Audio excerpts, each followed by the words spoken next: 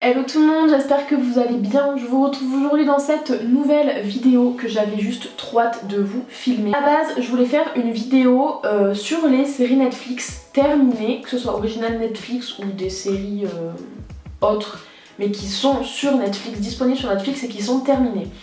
Le souci étant, c'est que des séries coup de cœur qui sont terminées et pour lesquelles on est certain qu'il n'y aura plus d'épisodes, ben, il n'y en avait pas des masses. J'ai donc décidé de vous faire cette vidéo sur les 8 séries que je trouve qui sont sous-cotées, alors que franchement, c'est des séries qui valent vachement le détour. Du coup, comme il y en a 8, on va pas s'attarder sur le blablatage d'introduction et on va commencer de suite par rentrer dans le vif du sujet. Tout d'abord, il y a la série Comment élever un super-héros. Il me semble qu'elle n'est pas terminée, la saison 1 est terminée en tout cas, tous les épisodes sont disponibles sur Netflix, mais la saison 2, il me semble qu'elle va pas tarder à débarquer incessamment sous peu. De quoi il s'agit? En fait, c'est l'histoire d'une mère célibataire qui est en deuil puisque son mari est décédé récemment et elle se bat quotidiennement en fait pour élever son fils. Étant qu'elle doit gérer la maison, elle doit gérer le petit qui est un petit peu turbulent, on verra pourquoi. Elle doit gérer l'école puisque il lui arrive comme tous les enfants de son âge de faire des bêtises à l'école, le boulot, tout ça, et du coup elle est vite submergée. Et en fait un bon matin on découvre que le petit a des super pouvoirs. La majorité c'est de la télékinésie, c'est-à-dire qu'il arrive à déplacer des objets sans les toucher, juste en les regardant et en se concentrant un petit peu.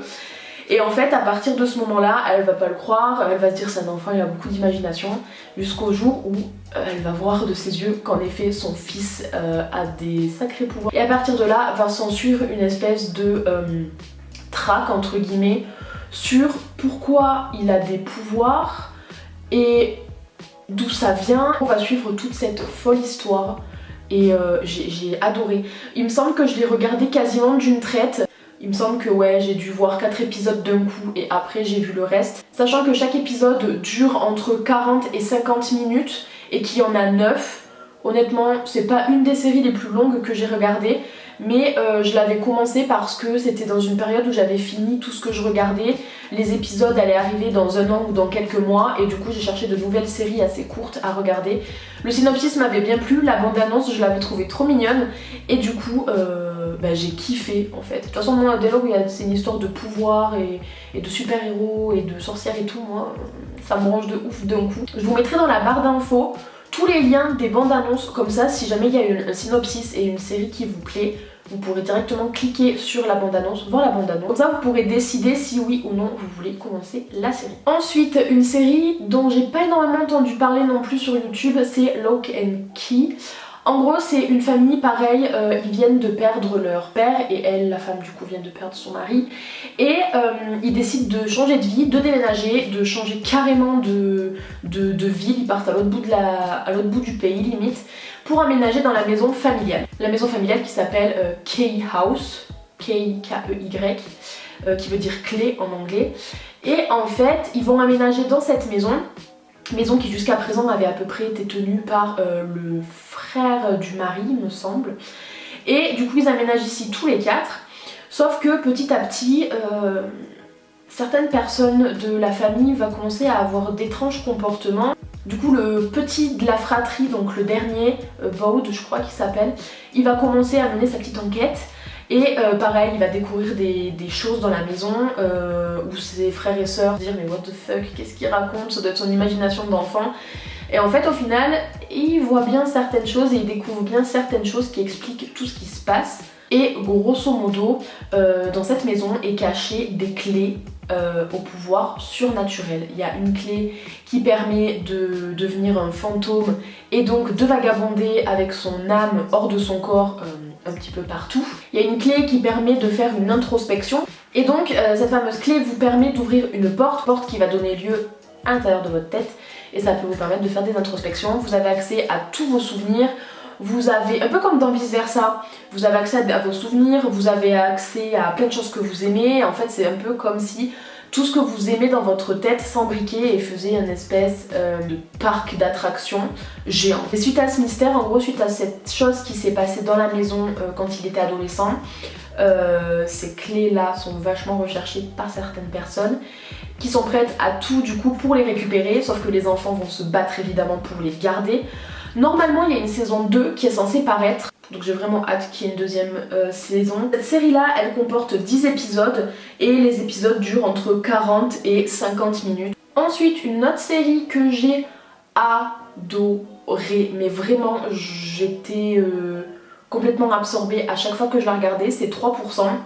Par contre 3% à noter, il n'y a pas la traduction française puisque moi je la regardais en VO donc c'est du brésilien.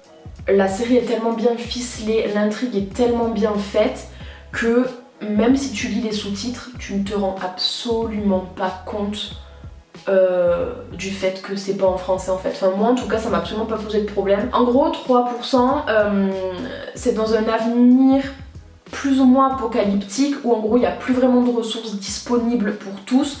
C'est soit t'es riche, soit t'es pauvre, mais pauvre, la classe moyenne n'existe absolument pas. Donc soit t'es pété de thunes, soit t'habites dans un bidonville, clairement on en est là. En gros, tous les jeunes de 20 ans chaque année sont tous recrutés, filles comme garçons, pour participer à un test géant.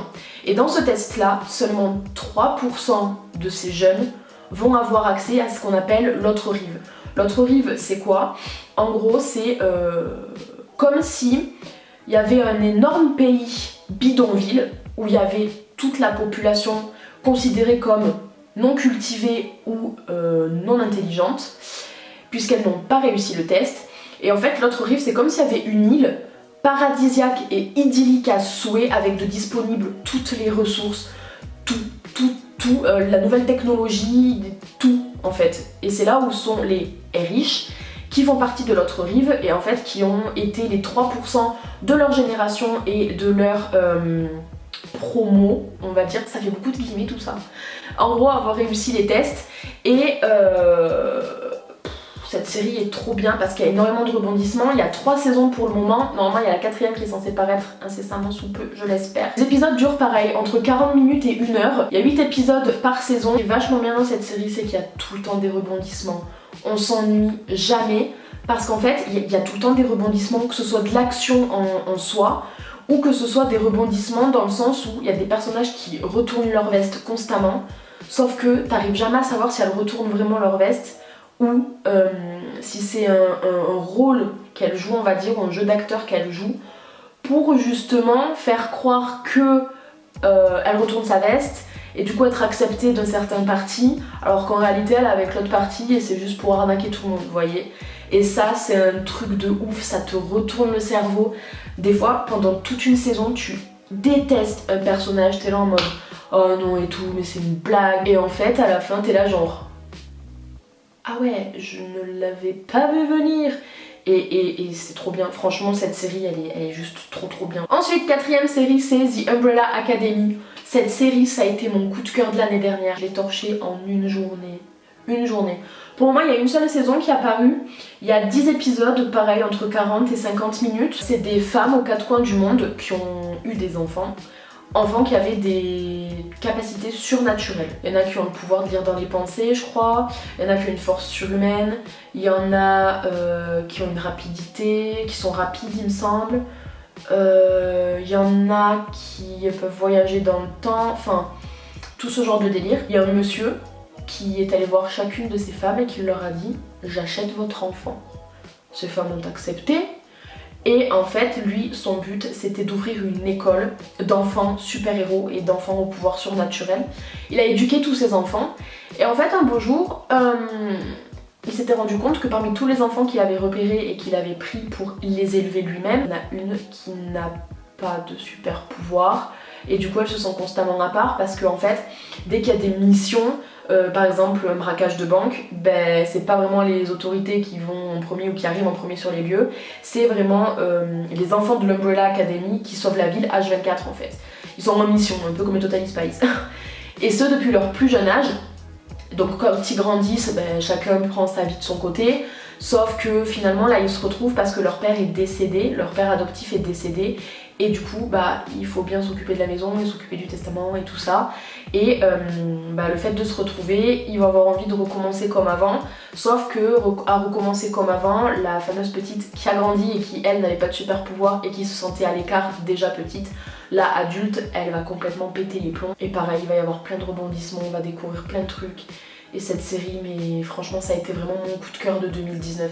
Si je devais choisir une seule série de l'année 2019, j'ai beau réfléchir, mais j'ai que celle-là qui me vient en tête. Ça fait plus d'1 an que j'attends la suite. Là, j'ai vu qu'elle allait paraître incessamment sous peu dans le mois de juillet. Mais croyez-moi, le jour où elle paraît, je mets un gros pause à mes cours, je mets un gros pause à ma vie. Le téléphone, je dis les gars, je suis plus là pendant au moins 24 heures, lâchez-moi la grappe. J'éteins le téléphone, je serai devant Netflix toute la journée s'il faut. Que la fin, mais... Oh, choquée. Choquée de ouf. Mais la fin, je l'ai pas vu venir. Oh, bon. Quand j'ai vu ça, j'étais là genre... Ah oui, donc... Oh my god, quoi.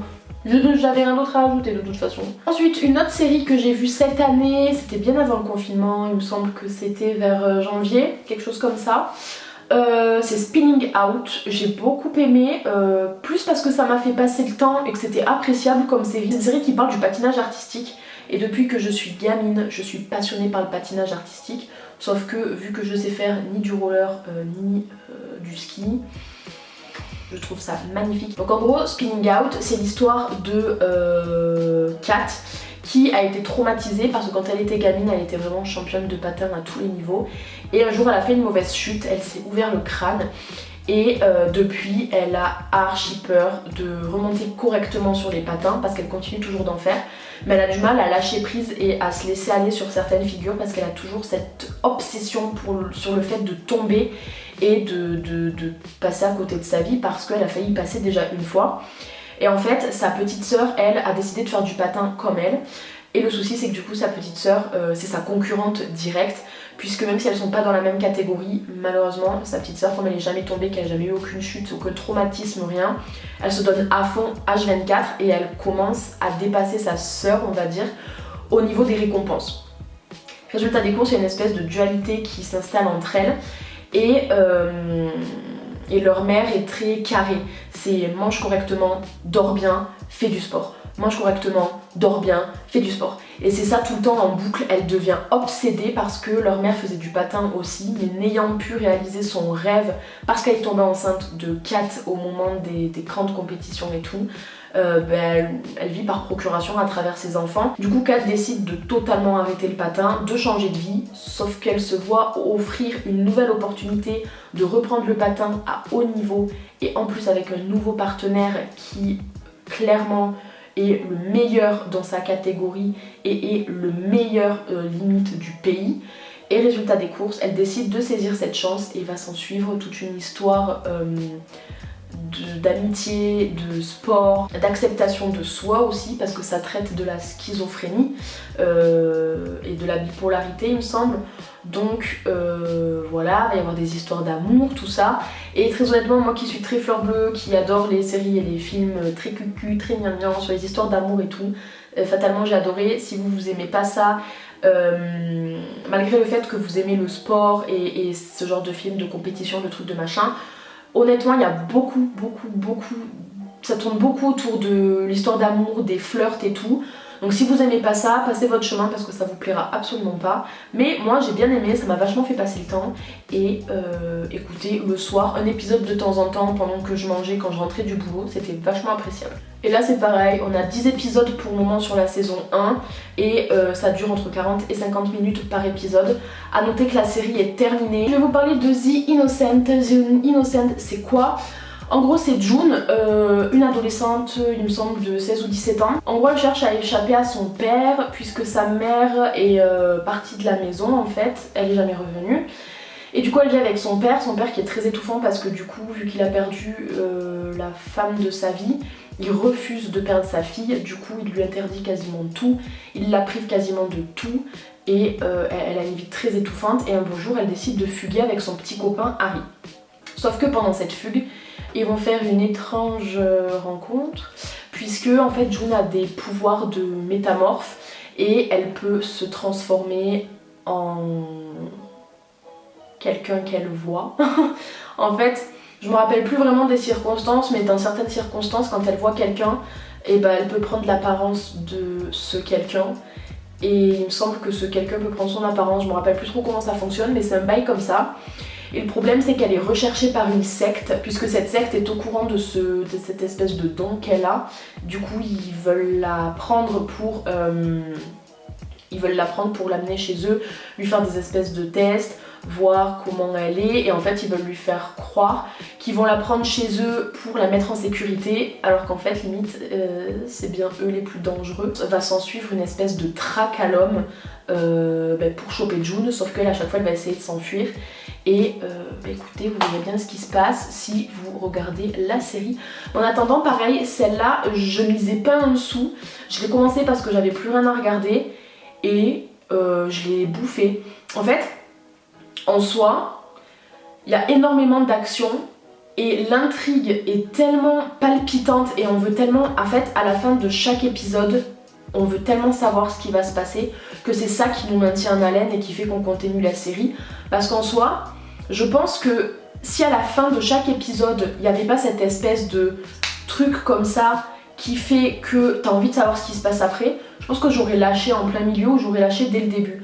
Mais à la fin de chaque épisode, t'as vraiment un truc qui fait que je veux savoir ce qui se passe après, vite vite, et du coup t'enchaînes les épisodes, tu t'en rends même pas compte. Et là pareil, il y a 8 épisodes dans la saison 1 et les épisodes durent entre 40 et 50 minutes. Mais écoutez, cette série est vraiment pas mal.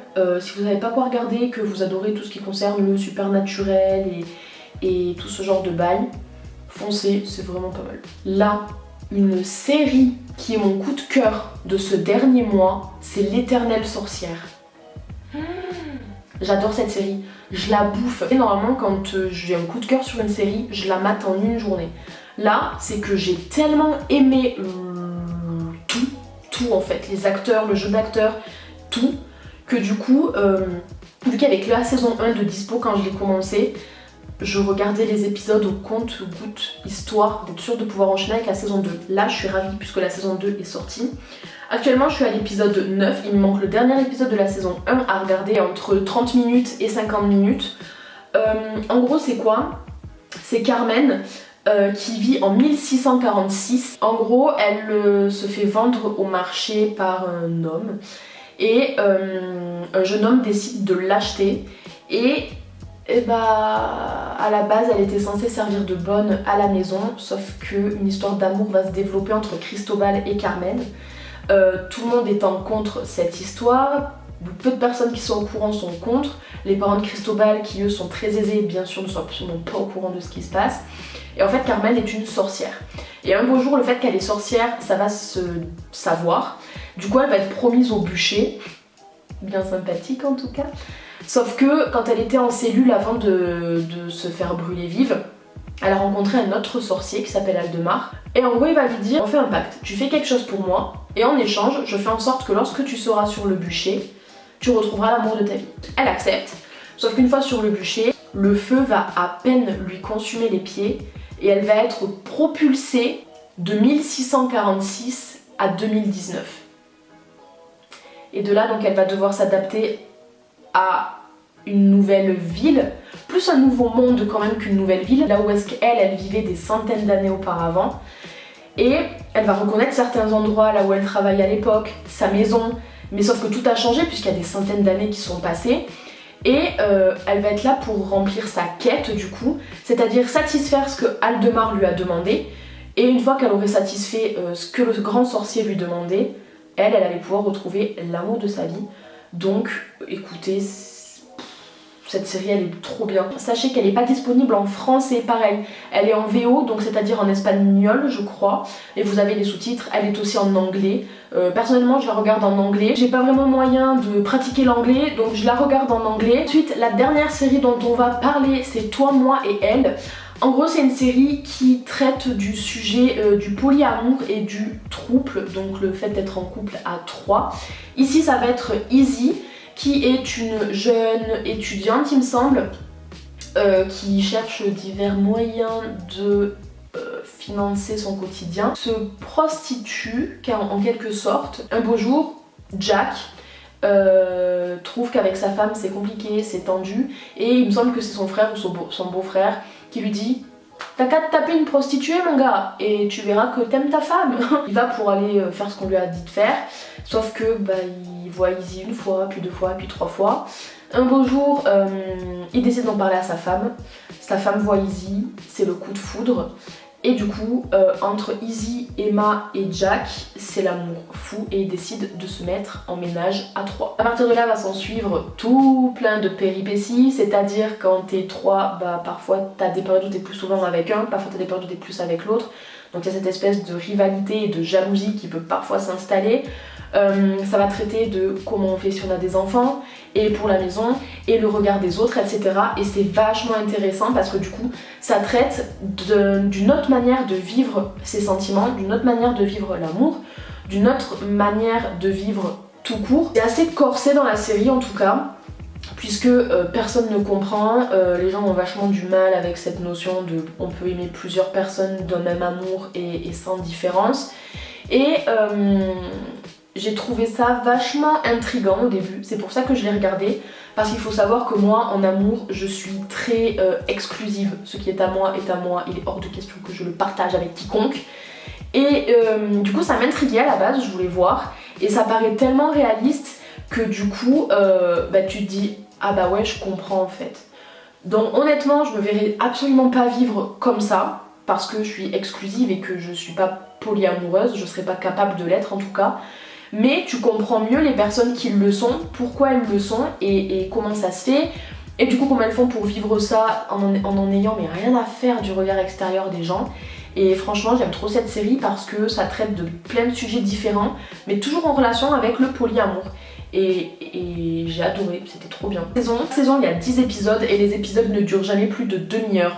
Du coup c'est une série qui s'enchaîne archi rapidement. Et je l'ai pas vu passer parce que moi je croyais qu'il y avait eu que 2 saisons et là je me rends compte qu'il y en a 4. Normalement il y a une 5e saison qui est censée arriver. Vu la tronche du dernier épisode, j'espère bien qu'ils vont sortir une 5e parce que sinon Lisa pas contente. Franchement, si la question du polyamour vous intéresse, si tout simplement vous êtes intrigué par le polyamour et que vous voulez comprendre et en savoir plus, c'est pas un documentaire, c'est vraiment une série, mais je trouve que ça explique énormément la chose et ça nous permet de nous mettre à la place de ces personnes-là qui ont décidé de vivre leur vie sentimentale comme ça, et ça permet d'encore plus ouvrir son mindset et d'encore plus ouvrir notre vue et notre compréhension des différents champs des possibilités en fait. Voilà, j'espère vraiment que cette petite vidéo vous aura plu. Je pense que prochainement je vous filmerai une vidéo sur ce que j'ai aimé regarder sur Disney+, parce qu'il y a plein de classiques qu'on a déjà tous vus des centaines et des centaines de fois, mais il y a aussi pas mal de nouveautés, type des documentaires et tout. Et pourquoi pas vous faire une vidéo là-dessus, dites-le moi en commentaire si ça vous intéresse. Pareil, je compte bien vous faire une vidéo sur ces séries dont tout le monde parle et que j'ai moi-même adoré. N'hésitez pas à me dire si ça vous intéresse aussi. En attendant, je vous fais de très gros bisous et je vous dis à bientôt dans une prochaine vidéo. Bye!